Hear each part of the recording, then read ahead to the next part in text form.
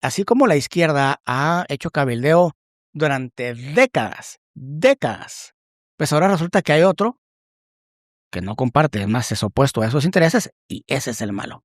Prefieren los lobbies gratis, los lobbies que no son pagados, en todo su derecho. Pero eso no hace a los otros mejores o peores. ¿Qué es lo que les molesta? Bueno, yo les voy a decir lo que les molesta. Claramente. Les molesta que perdieron. De Iván Velázquez como ministro de la Defensa y de Todd Robinson, del cual también algunos tienen oscuros recuerdos, mientras ellos dos gobernaban, mientras mandaban, uno desde Colombia y el otro desde el poderoso Estados Unidos, el Clan del Golfo, pues esa organización terrorista creció exponencialmente. O sea, aquello de lucha, nada.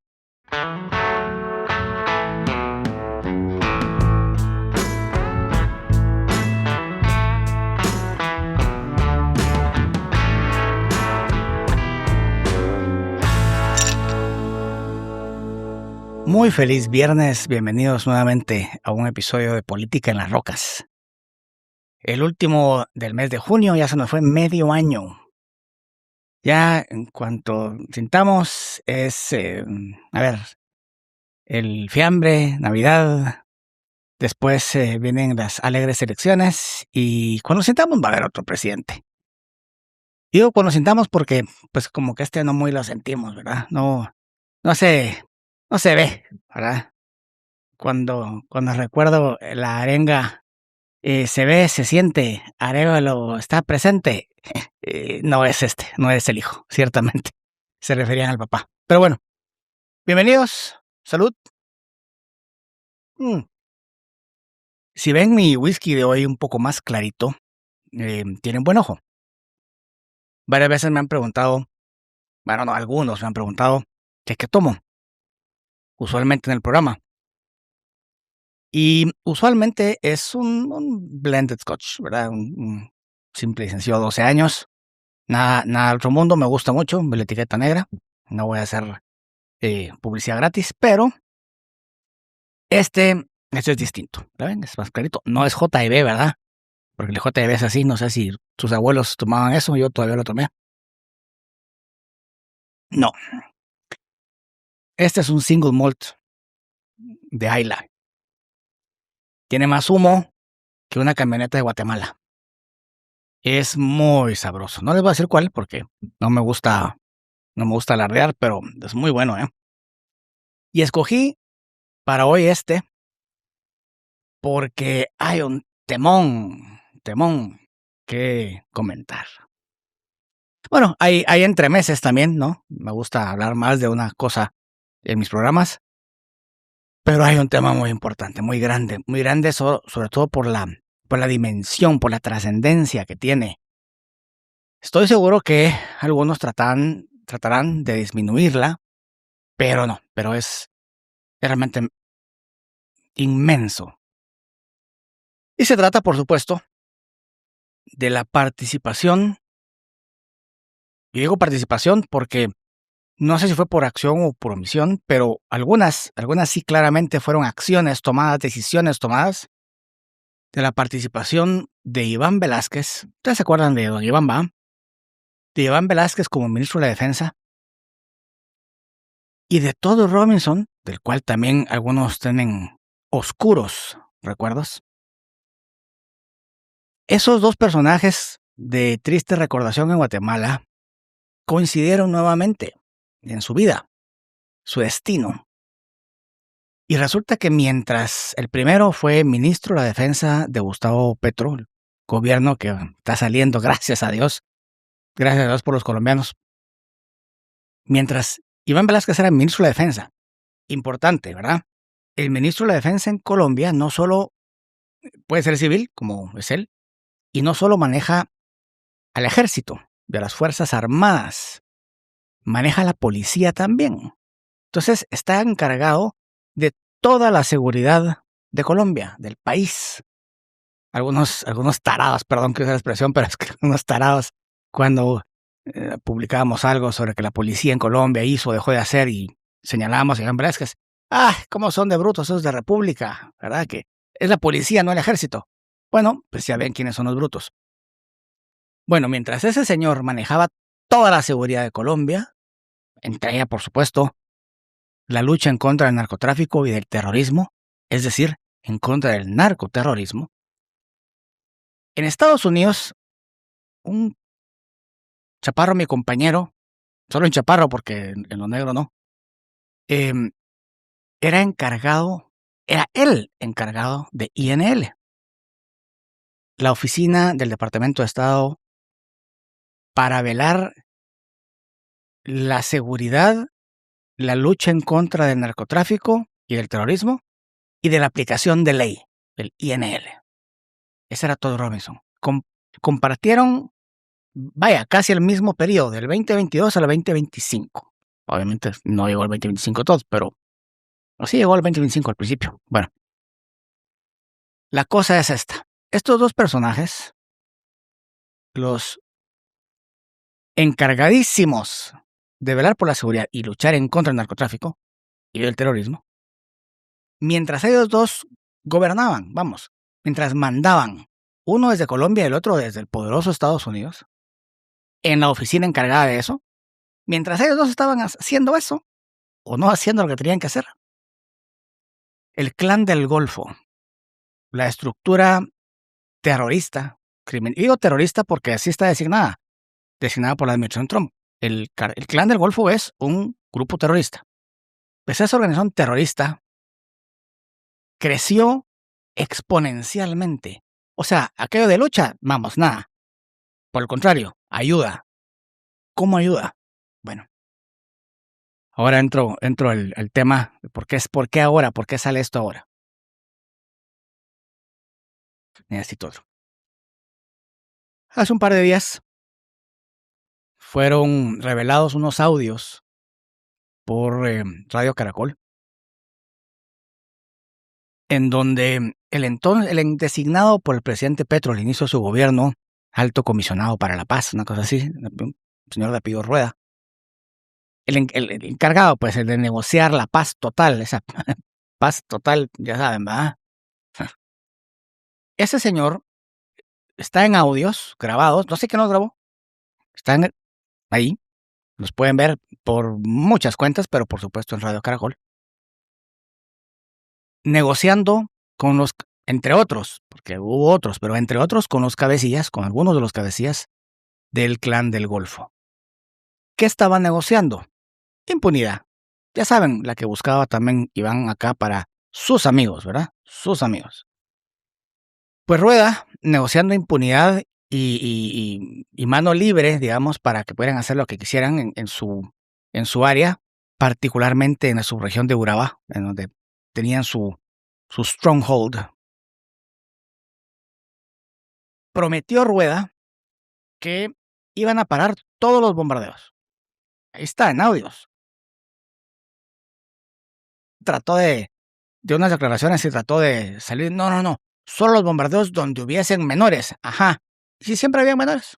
Por ejemplo, como hacen los terroristas, los fundamentalistas islámicos, que siempre tienen niños y mujeres ahí. Entonces, claro, cuando hay ataques en contra del terrorismo, pues mueren niños, porque esos seres sin alma las usan de escudo humano. Bueno, el señor Rueda, el alto comisionado para la paz, le prometió al Clan del Golfo no atacarlos, básicamente, no atacarlos, no hacer operaciones en contra de ellos. Y en teoría, eso como contrapartida, pues claro, el Clan del Golfo tendría que dejar las hostilidades y tendría que irse reduciendo. Bueno, reduciendo, sí. Pasaron del 2022 a tener 4,000 más o menos efectivos, al 2025 a tener 10,000 o casi 10,000. Reducción, ¿verdad? Bueno. En cuanto a actividades ilícitas, las hectáreas totales, y no lo digo yo, están los estudios. Si los quieren buscar, lean el Boletín de Política de República. Es muy bueno, se lo recomiendo.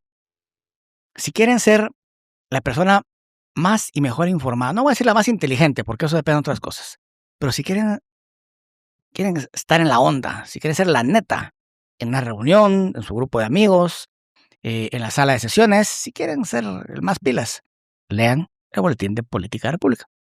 Bueno, resulta que del 2022 al 2025, el Clan del Golfo, a ver, voy a ser preciso, las actividades criminales dentro de las que estaba involucrado el Clan del Golfo, en siembra de coca, aumentaron 10% en hectáreas, en hectareaje. 10%. Sin embargo, no parecería 10%, no es mucho. Ajá. Sin embargo, ese 10% significó un incremento del 53% en producción de cocaína.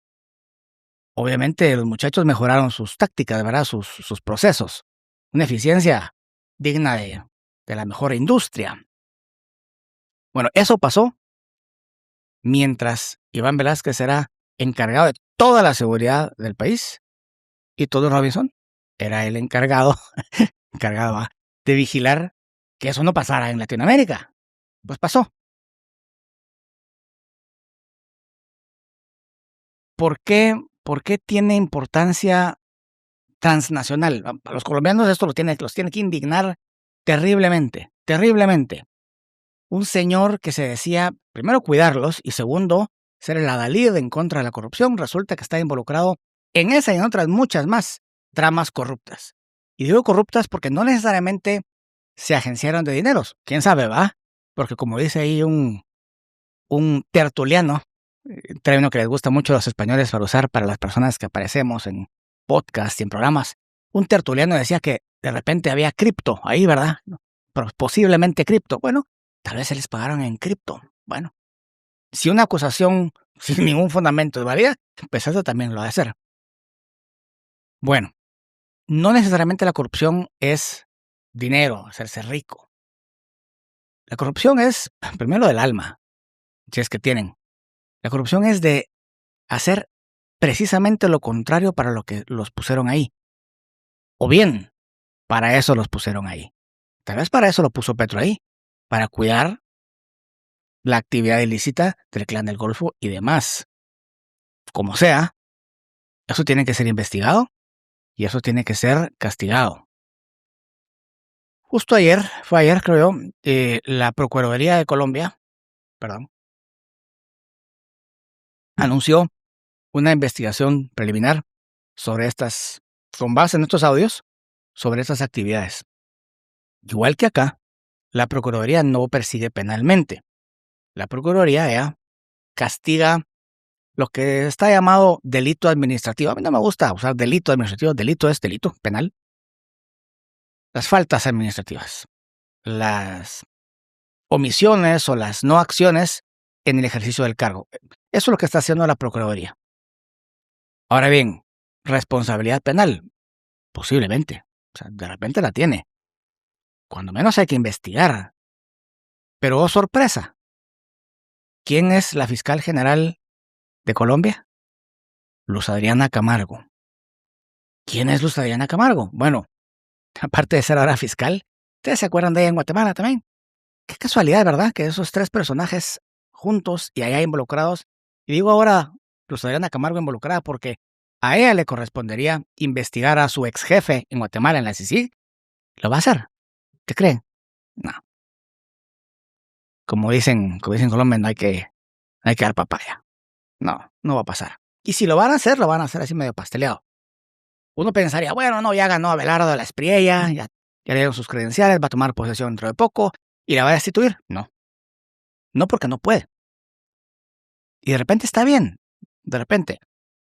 Porque si un presidente pudiera destituir a un fiscal, así por así, quiero decir, pues imagínense lo que sería. O no se lo imaginen. Guatemala lo vio durante muchos años, durante varios periodos. Allá, parecido lo de acá. Lo de acá es bastante más difícil.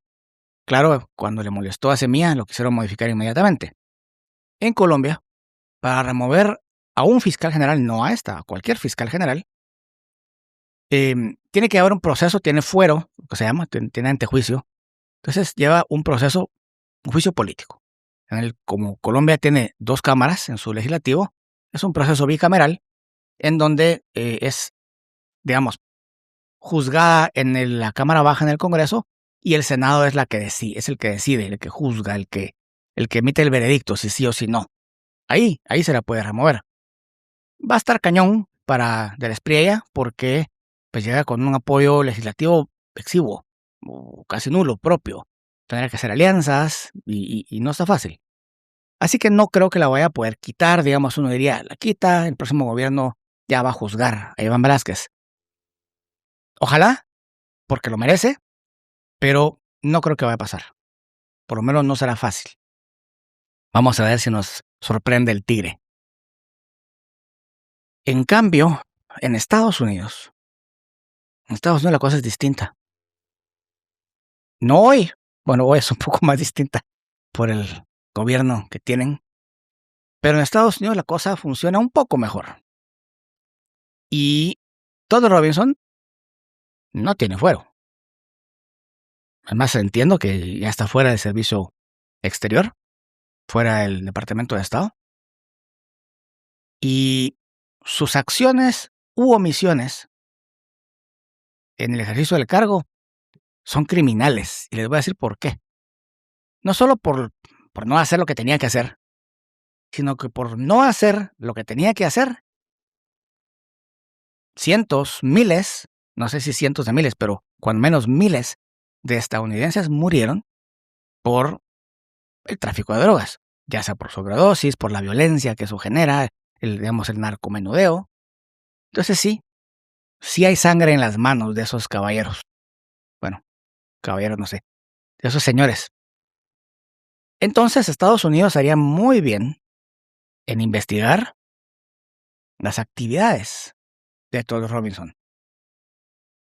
Y miren, podría sonar, sé cómo suena, estoy consciente de que esto es una venganza del mal que hicieron en Guatemala. Que bueno, mire, venganza ninguna.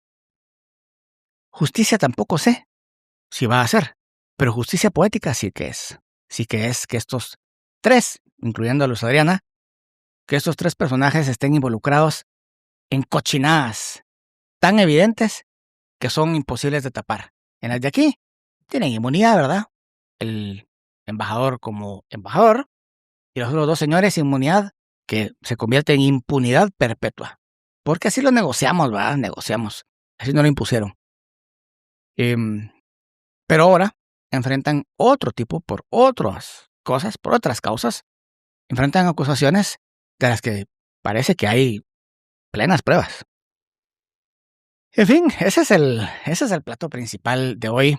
Estoy seguro que vamos a tener actualizaciones en los demás programas, episodios y en otros muchos espacios. Esto yo no sé si ustedes lo han visto en redes o en noticias, en los portales de noticias, pero es un escándalo en Colombia.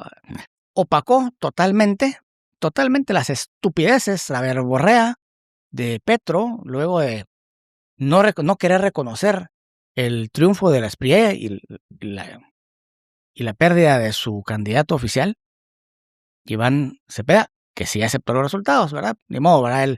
Él quiere tener chance dentro de 4 años, entonces si se pone como Petro, pues se va a ver como imbécil, ¿verdad? Como el otro sí se mira. Opacó esas noticias en Colombia y en la región.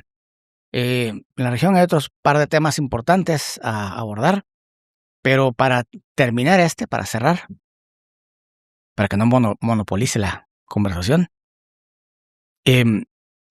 la trascendencia que tiene esto, va más allá de Colombia, no es, insisto, una venganza de lo que acá, del mal que hicieron acá, es que esa estructura criminal, porque eso es, cuando hay 3 personas haciendo cosas indebidas, ilegales, tendientes a un fin, pues es una estructura.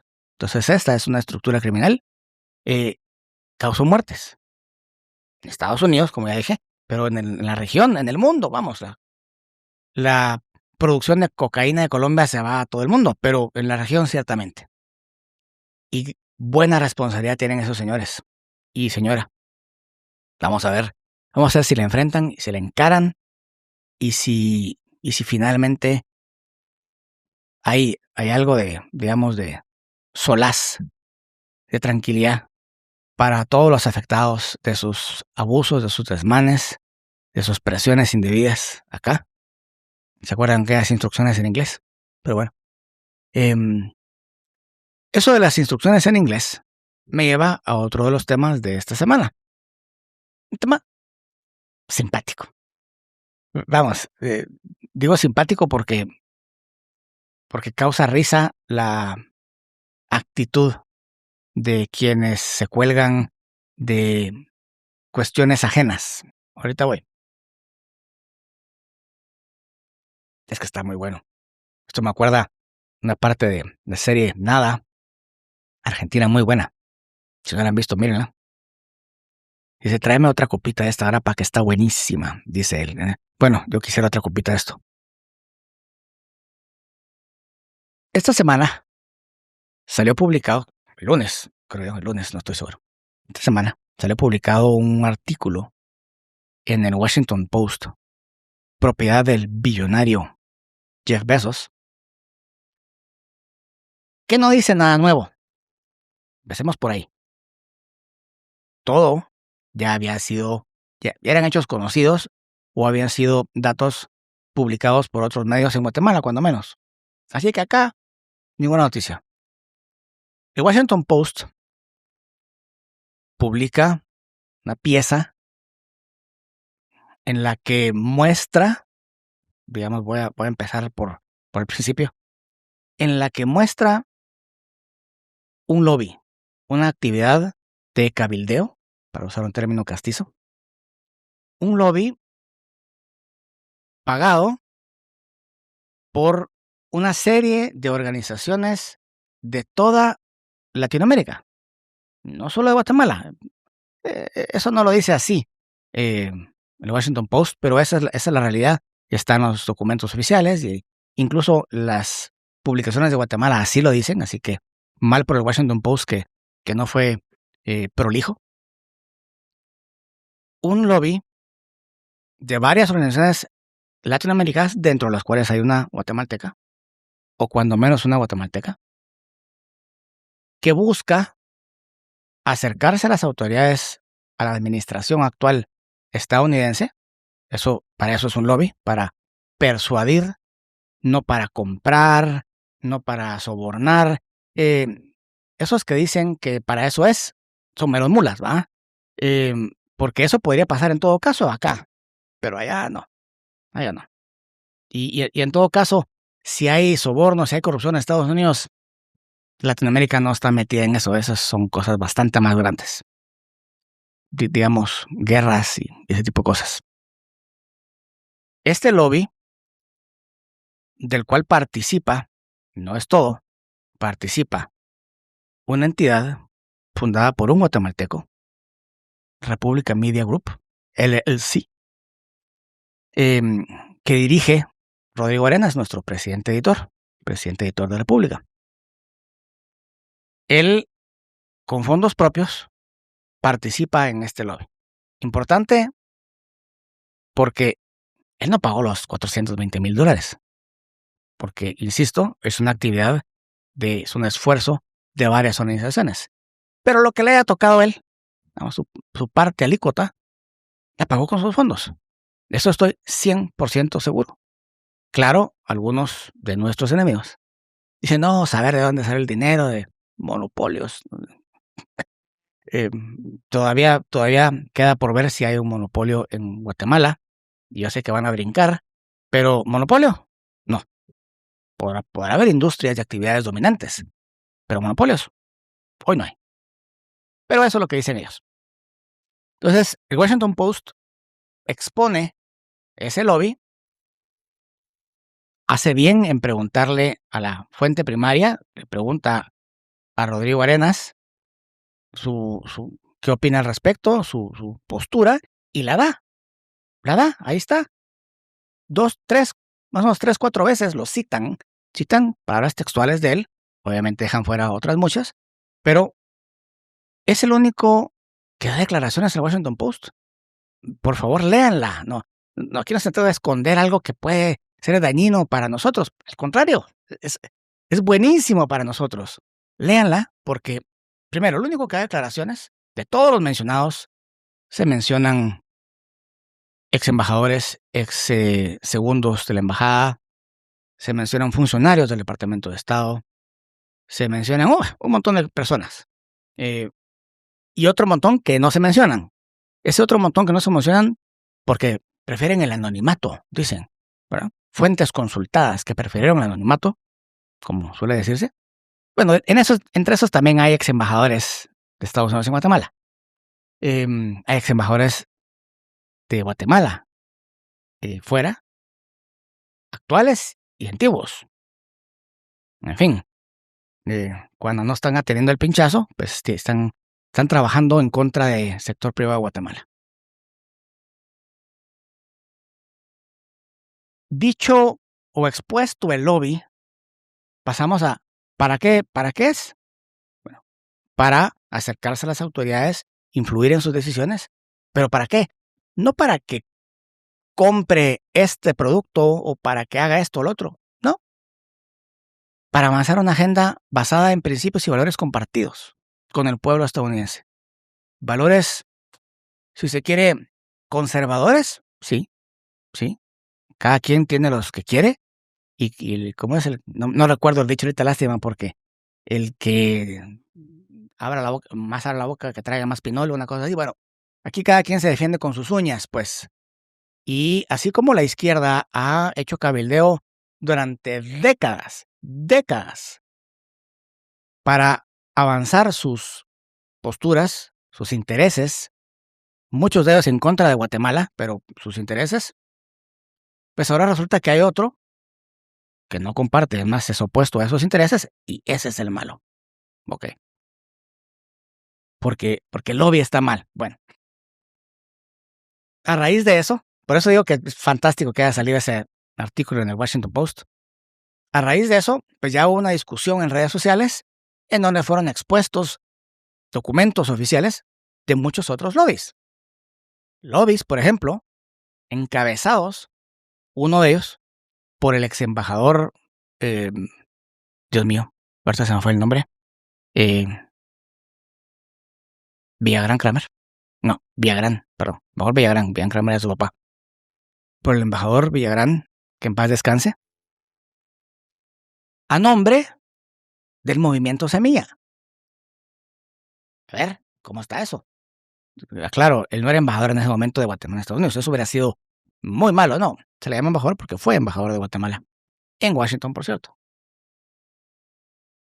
Entonces, para hacer lobby, él, con las relaciones que fraguó durante su estadía en Washington y posterior, pues fue escogido por el movimiento Semilla para acercarse a las autoridades de turno, no eran estas, eran aquellas, para influir en sus decisiones. Entonces, cuando la chairiza, perdón el término, pero es que es muy simpático, se ve expuesta, entonces el argumento de que el lobby está mal ya no vale porque fueron expuestos los lobbies de ellos. No. Es que $420,000. Ok. Entonces ya bajamos de que el lobby está mal a que el lobby pagado está mal. Bueno, eso nos lleva a otro estadio de discusión, ¿verdad? Porque si es así, si en serio eso es lo que le molesta, porque algunos dicen que prefieren los lobbies gratis, los lobbies que no son pagados, en todo su derecho, pero eso no hace a los otros mejores o peores. Porque entonces si lo que les molesta a algunos es que sea pagado, entonces lo que les molesta es que unos tengan dinero y otros no. Vamos, eso, yo sé que el término está sobreutilizado, pero eso se llama, tiene un nombre y es resentimiento. Perdón, son resentidos. La cantidad, $420,000. Uno, ya dije que, como dice, creo que fue Plaza Pública quien lo publicó así. A mí no me importa citar a otros medios de Guatemala, aunque no, o del mundo, aunque no comparta sus publicaciones, pero si lo publicaron ellos hay que mencionarlos. Nos gusta, ¿no? Plaza Pública publicó que son varias organizaciones, entonces son 420,000 repartiditos. Bueno, pero aún así, $420,000 son como 3 millones de quetzales. Claro, para un pelado como yo, que no tiene 3 millones de quetzales en su cuenta de banco, pues suena mucho, pero es que en serio no es mucho dinero. No es mucho dinero porque en el gran esquema de las cosas, ¿no? Si no, preguntémosle a los diputados por qué ahora le dan 18 millones más de quetzales más a los sindicalistas del Congreso para tenerlos ahí tranquilitos. Bueno, 18 es que 18 millones no es mucho. Claro, en 160 y pico mil millones de quetzales no es mucho, pero sí es mucho. Porque es más de lo que ya reciben. Pero 3 millones de quetzales no es mucho. El lobby está bien. No, el lobby pagado no está bien. Ok. El lobby pagado con ese monto no está bien. No, bueno, realmente el monto no es mucho, entonces, ¿qué es lo que les molesta? Bueno, yo les voy a decir lo que les molesta. Claramente, les molesta que perdieron. Supongo que a nadie le gusta perder. Es una actitud humana, natural, y está bien. Pero reconozcan que perdieron, y perdieron en su cancha. Perdón que se los diga. Perdieron en su cancha, con sus herramientas que usaron durante, insisto, décadas. Así que, a ver, yo les recomiendo, tómense su trago, pasen la página y a otra cosa mariposa, porque aquí ese ataque con ese tema no cala. Perdonen. y gracias. A ver, solo para cerrar la idea. El lobby pagado, precisamente porque es pagado, tiene un grado de fiscalización, vamos a decirlo así, superior al que no lo es.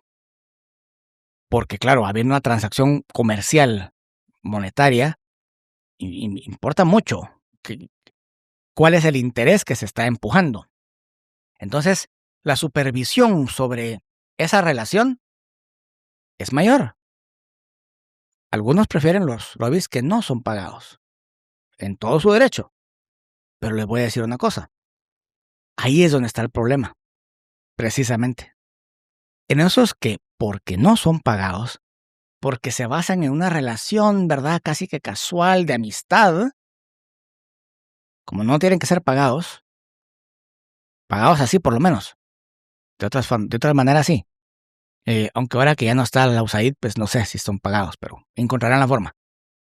Esos que no son pagados, es decir, que no se usan firmas establecidas bajo las leyes de Estados Unidos para hacer lobby, sino que se hacen por amistad, por relación, son los más problemáticos porque no son tan supervisados. Entonces lo que ahí transcurre, lo que por ahí transpira, pues de repente sí puede tener otras intenciones. Intenciones muy particulares para los intereses de quienes hacen esos lobbies. Y por supuesto, no empecemos porque si empezamos ahora, creo que la botella no me va a alcanzar. Ni hablar de lo que hacen organizaciones nefastas para los intereses, los genuinos intereses del pueblo guatemalteco, como WOLA y otras, ¿verdad? Pero WOLA es trascendental porque ha hecho tanto daño durante tanto tiempo. Y ellos, como están en Washington, y es la Washington Office for Latin America, pues a eso se dedican, ¿verdad? Pues a meter, a incordiar, para usar un término de redes sociales. Bueno, no de redes, pero se usa mucho ahí. Esa actividad de cabildeo no oficial, ¿y de esa qué? Claro, hacen reuniones, hacen publicaciones, desayunos, simposios, mesas redondas, paneles, de todo. Pero eso no es lo que realmente, eso es lo público. La relación esa que hay, precisamente por todo aquello otro, en la que se juntan a cenar, en la que se juntan en lugares vacacionales, con congresistas, senadores, funcionarios del Ejecutivo. Bueno, de este no, ¿verdad? Porque creo que no lo reciben. Pero durante todas las administraciones demócratas, seguro que sí. Esa actividad de cabildeo, para diferenciarlo del lobby formal, esa actividad de cabildeo pasa bajo el radar y es muy peligrosa. Y si no, vean cómo tienen de bien todas esas ONGs y esas actividades y ese dinero para beneficencia de Guatemala. Ese dinero que se queda, no sé qué porcentaje, pero me atrevo a decir un número 80%, 85% en el overhead, ¿verdad? En todas las oficinas, en toda la actividad administrativa, en oficinas muy bonitas en zona 10, zona 14, en vehículos todoterreno para llegar a las comunidades y las comunidades reciben pues migajas, gotas, eso sí, muy importante, aparecen en las fotos, ¿verdad? Y recibiendo la bolsa del funcionario con un chalequito azul, probablemente, en eso se va esa actividad, buena parte de esa actividad de cabildeo. En nada para el pueblo y en mucho dinero para quienes manejan esas organizaciones.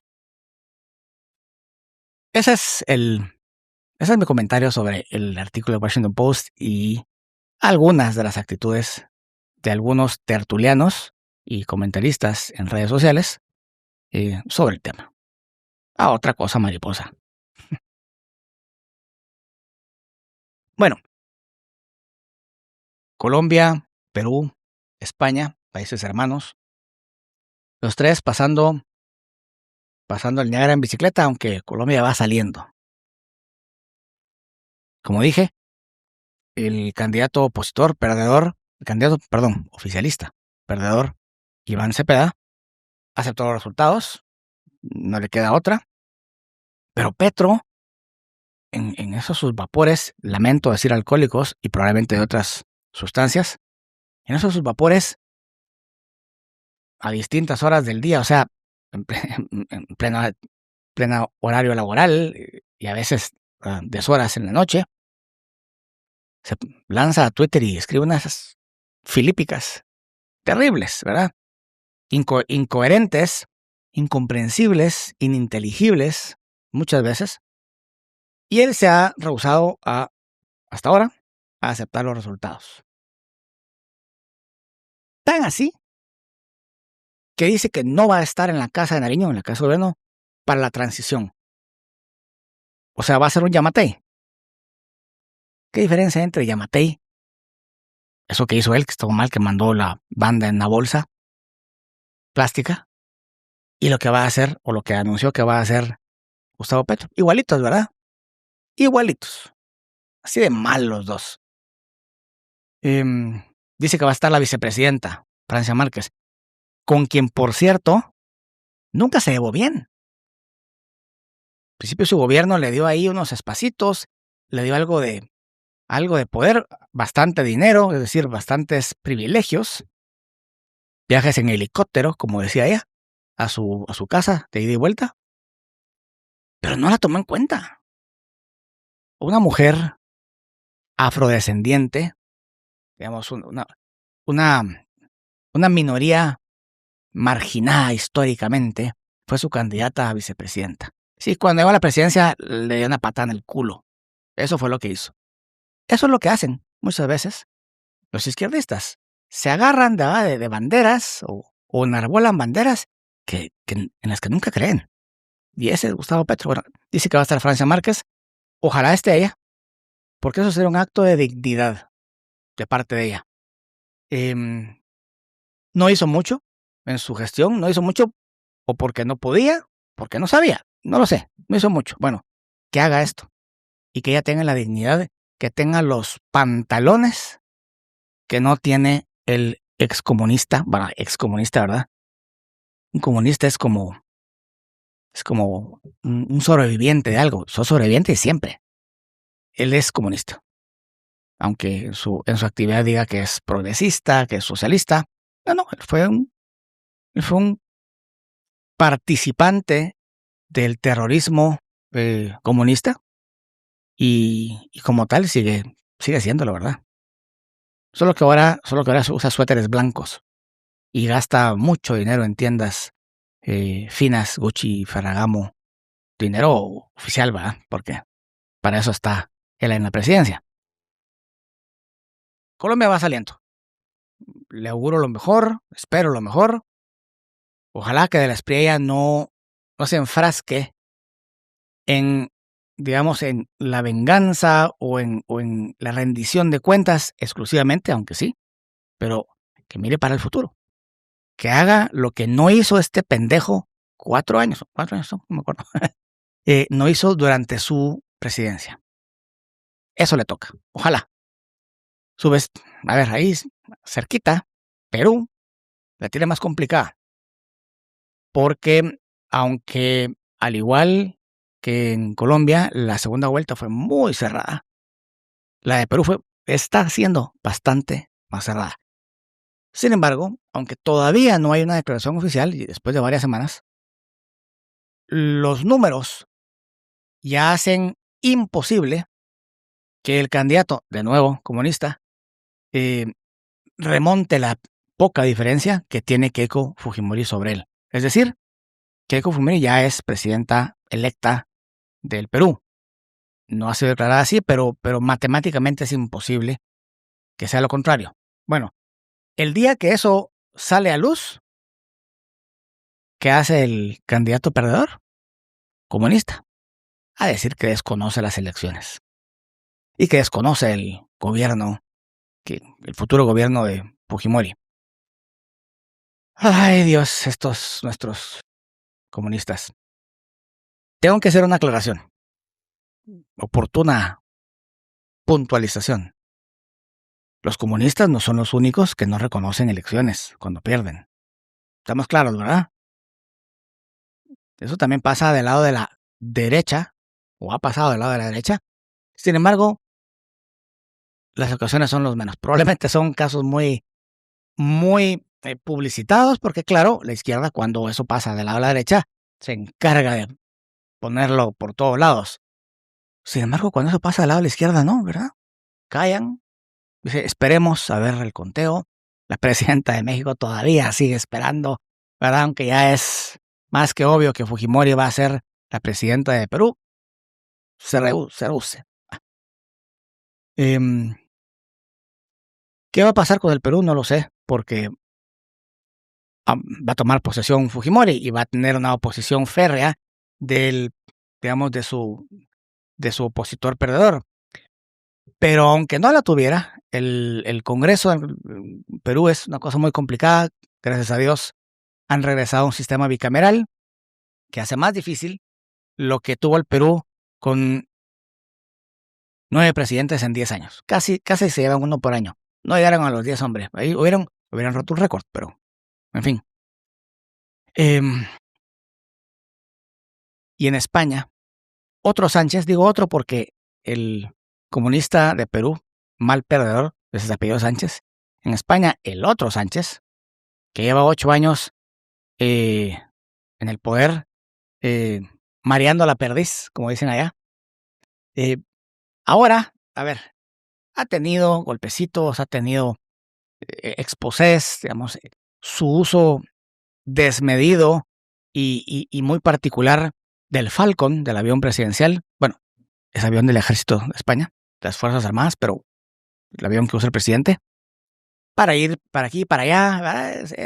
Esos abusos que algunos cometen en el poder empezaron así, pero es que ahora no hay día, no hay hora, no hay esquina, no hay espacio en donde no aparezca una cochinada de su gobierno y del partido, de su partido, del PSOE. Embarrados todos. A ver, 2 de sus manos, 2 en el partido, uno de ellos exministro, varios altos cargos del PSOE, su hermano, su esposa, jueces, porque claro, ellos son los que acusan a los otros jueces cuando fallan conforme a derecho o cuando fallan en contra de sus intereses, que esos son jueces activistas, lawfare, pero es que ellos tienen todo, están en el poder, y aún así dicen que los otros son los que los joden. Bueno, su fiscal general, no nos olvidemos de su fiscal general destituido por actividades contrarias al ejercicio del cargo. Por supuesto, lo inhabilitaron, no recuerdo cuántos años, pero inhabilitado porque alguien así no puede ejercer la función pública. O sea, imagínense ese descrédito. Bueno, ese es el sanchismo. No es nuevo, pero hasta hace poco lo oí, lo volví a oír, creo que esta mañana, para referirse a Pedro Sánchez, algunos tertulianos en los platós, que ese es el otro término que les gusta mucho usar, se refieren a él como su sanchidad. Me pareció fantástico. Porque sí, eso se cree él. Se cree pontífice o se cree realeza. Y cuando realmente es pobreza. Es terrible, terrible lo que... Lamento mucho lo que le está pasando a los españoles por varios amigos que tengo. Me parece incomprensible cómo todavía hay un montón de gente que apoya al PSOE. No me parece incomprensible cómo un montón de inmigrantes ilegales, y digo ilegales porque son, digamos, de acuerdo a las leyes, no cumplen con las leyes, que se han beneficiado económicamente, pero además con políticas del PSOE, del gobierno de Sánchez, ahora están puestas, listas, prestas y dispuestas a votar por el PSOE, porque claro, van a ser agradecidas. Esa legalización que todavía, yo creo que todavía la Comisión Europea tiene algo que decir al respecto, pero esa pretendida legalización de cientos de miles ilegales en España, ¿para qué es? Lo mismo que hacen en Estados Unidos los demócratas, por supuesto, para conseguir votos de gente que está a sus puertas, o sea, a sus puertas porque para eso llegaron, a ver, buscando nuevas oportunidades, algunos muy trabajadores, tanto en España como en Estados Unidos. Nuestros migrantes en Estados Unidos son muy trabajadores, pero muchos otros van a poner la mano y van a aprovecharse del white guilt europeo para con ellos o para con el mundo, y se van a beneficiar de lo que los españoles tributan y el Estado le reparte a otros. Bueno, esa es la esperanza de Sánchez. Por eso es que no quiere llamar a elecciones todavía, porque todavía no están legalizados. Entonces, hoy perdería obviamente las elecciones, pero tal vez no las pierde en el 2027, cuando ya estén legalizados todos estos. Y ese es el tiro. Hay que reconocer que el tipo es un genio del mal, pero así como es genio del mal, es el mal para España. Debieron de salir de él muy pronto, ojalá. Creo que hemos pasado una bonita revista, como trato de hacer. No siempre me sale, ¿verdad? Pero como trato de hacer por Guatemala, por los países hermanos, amigos, por las preocupaciones que hay de las barbaridades que hace el socialismo, no solo en el mundo, sino que en la mente y en los corazones de la gente. Eso lo abordé la vez pasada. Me voy con una recomendación, hablando del white guilt europeo. Ha sido iba a decir escándalo. Ha dado mucho de qué hablar. La publicación en redes sociales, porque la publicación, digamos, la presentación de la película ya fue, pero en redes sociales se viralizó y es gratis, así que pueden verla incluso en el perfil de Elon Musk, la subió completa. Una película que se llama Citizen Vigilante o algo así, sí, creo que se llama así. Y muestra una realidad, muestra una realidad y le da un giro. Muestra la realidad que están viviendo los europeos precisamente por toda esta inmigración ilegal de países con culturas distintas. No estoy diciendo peores, no estoy diciendo que la europea sea mejor, pero con culturas y con valores distintos. Y por supuesto la de Europa es abrumadoramente musulmana, islámica. ¿Y por qué hago la diferencia? Porque los musulmanes es una religión, el islamismo es otra cosa. Y lamentablemente muchos de estos inmigrantes están radicalizados en su religión. Vaya, si esa es una religión, así. Y cometen los actos más barbáricos que se les pueden ocurrir. Violaciones en grupo, a niñas, asesinatos porque sí, porque le cayó mal la otra señora que era blanca, delitos de odio, genuinos delitos de odio, porque ahora, claro, cualquier expresión de un nativo del país, sea Inglaterra, pues Reino Unido, sea España, Francia, Alemania, donde sea, de un nacional de ahí en contra de ellos, eso es discurso de odio, pero lo que hacen ellos en contra de sus anfitriones, eso no es discurso de odio, no. Es que no se han terminado de adaptar a la cultura, dicen. Bueno, esta película muestra la hipérbole de eso. Muestra lo que probablemente inevitablemente va a pasar cuando alguien se termine de hastear con esa situación y tome cartas en el asunto. Cuando se dé cuenta de que la justicia, aquella justicia europea que se las lleva de fustán con picos, que siempre critica la nuestra, que tiene bastante que criticarse, esa justicia no dé justicia a las víctimas, y entonces salga alguien a hacer justicia por sus propias manos. Véanla porque, wow, es dura. No estoy abogando por lo que hace el personaje principal, pero puede pasar. Y puede pasar porque las autoridades no están haciendo lo que tienen que hacer, protegiendo a sus ciudadanos. Terrible, ¿verdad? Pasa allá, pasa acá, pasa en las películas, como diría. Ese era el coso de TNT, no me acuerdo, pero si ustedes, patojos, no vieron cable o no tienen cable, era un canal de cable. Espero que les esté yendo bien en sus quinielas. Yo no participé en ninguna porque seguramente me estaría yendo del culo. Así que yo solo me divierto viendo los partidos con amigos, veo sus fanatismos y me dan mucha risa, ¿verdad? Cada ojo con su tema. Nos vemos la otra semana, primero Dios, y espero tener no solo más temas como estos para comentarles, sino de repente también alguna otra buena botella de whisky, distinta a la que tomo. Salud.